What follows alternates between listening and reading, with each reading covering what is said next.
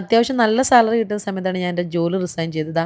എൻ്റെ വീടിൻ്റെ ഒറ്റ മുറിയിൽ ഒരു മേക്കപ്പ് സ്റ്റുഡിയോ പോലെ സ്റ്റാർട്ട് ചെയ്യുന്നത്. പിന്നീട് എനിക്ക് സ്ഥാപനം ദൈവം തമ്പുരാൻ തന്ന്. പക്ഷേ അതും എന്നെ ഒരുപാട് തളർത്തുന്ന ഒരുപാട് കാര്യങ്ങളുണ്ടായിട്ടുണ്ട്. ഇങ്ങനെ ആഹാരം ഇങ്ങനെ ഇറക്കാൻ പറ്റാത്ത തൊണ്ടക്കുഴി നിന്നിട്ടുണ്ട് കേട്ടോ. അപ്പോഴൊക്കെ ഞാൻ ഓർത്തു ഇതൊക്കെ മാറുമോ?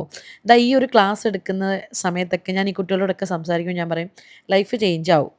ഒരു വീഴ്ച കൊണ്ടൊന്നും നിങ്ങളവിടെ നിന്ന് പോകണ്ട. പക്ഷെ പോകണം. ഈ ഒരു സക്സസ് കേരള എന്ന് പറയുന്ന അവരുടെ പേജിൽ നിന്ന് എനിക്ക് മെസ്സേജ് വരുമ്പോഴും, ഞാൻ ഇൻ്റർവ്യൂ കൊടുക്കുന്ന ടൈമിലും എനിക്ക് തന്നെ ഇങ്ങനെ സംസാരിച്ചിട്ട് എൻ്റെ കണ്ണ് നിറയാൻ തുടങ്ങി. പലരും വിചാരിക്കും ഇതെപ്പോഴും കേൾക്കുന്ന കഥയല്ലേ എന്ന്. പക്ഷേ എത്ര നമ്മൾ കേട്ടാലും നമ്മൾ അനുഭവിച്ചൊരു പെയിനുണ്ട്. അതെത്ര ആളുകളോട് പറഞ്ഞാലും മനസ്സിലാവില്ല. അതാരും മനസ്സിലാക്കാൻ വേണ്ടിയല്ല. നിങ്ങൾ തകർന്നിരിക്കുന്ന ഒരാളാണെങ്കിൽ എനിക്ക് നിങ്ങളോട് ഒന്നേ ഉള്ളൂ പറയാന്. ശ്രമിക്കുക.